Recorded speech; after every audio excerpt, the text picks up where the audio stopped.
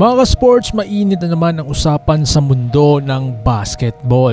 Dalawang Pinoy stars ang headline ngayon. Una, si Lebron Lopez na agad nagpakitang gilas sa unang ensayo sa Japan. At si Terdy Ravenna na handa nang muling bumalik sa Europa. Kung trip po ang ganitong content, paiwan ng follow at pa-subscribe na din. Tara, simulan na natin. Sa unang ensayo pa lang, kita agad ang explosiveness at energy ni Lebron Lopez. Napaka-athletic, mabilis at walang takot sumabay kahit sa mas matatangkad na kalaban. Ayon sa mga nakasaksi, stand out agad ang Pinoy forward sa hustle plays, depensa at syempre mga highlight dunks na inaabangan ng mga fans. Kung magtuloy-tuloy, napakalaki ang chance na makakuha siya ng kontrata sa Japan B-League. Samantala, exciting rin ang update regarding kay Terdy Ravenna. Matapos ang ilang season sa Japan, mukhang nakakuha siya ng panibagong opportunity sa Europe. Isang malaking hakbang ito dahil mas mataas na level na kompetisyon ang haharapin niya. Ibig sabihin, mas makakapagkita siya ng talent sa mas malawak na stage. Kung mag-e-excel siya doon, mas lalo pang aangat sa pangalan ng Pinoy basketball sa international scene. Mga ka-sports, napakalinaw na patuloy na umaangat ang mga Pinoy ballers sa international scene. Si Lebron Lopez na fresh pa pero napakalakas agad ang dating sa Japan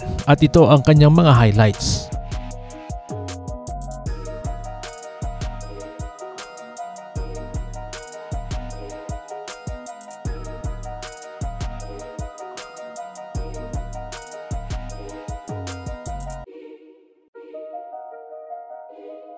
At si Terdy Ravenna na handang ipakita na kaya ng Pinoy makipagsabayan kahit sa Europe. At ito rin ang kanyang highlights.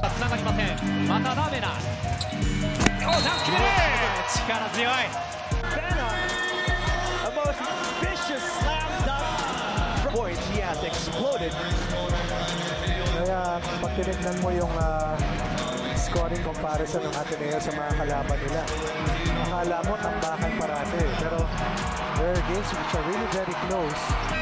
No doubt Siguradong nakaka-proud, di ba? Anong masasabi nyo mga ka-sports? Sa tingin nyo ba si Lebron Lopez ay tatagal at magiging star din sa Japan? At si Terdy Ravenna, handa na ba talaga para sa mas matinding kompetisyon sa EuroLeague? Comment nyo sa baba at pag-usapan natin yan mga ka-sports. At huwag kalimutan mag-iwan ng like, subscribe at pahit na notification bell para updated po kayo mga ka-sports sa ating mga uploads. So paano? Ingat po kayo.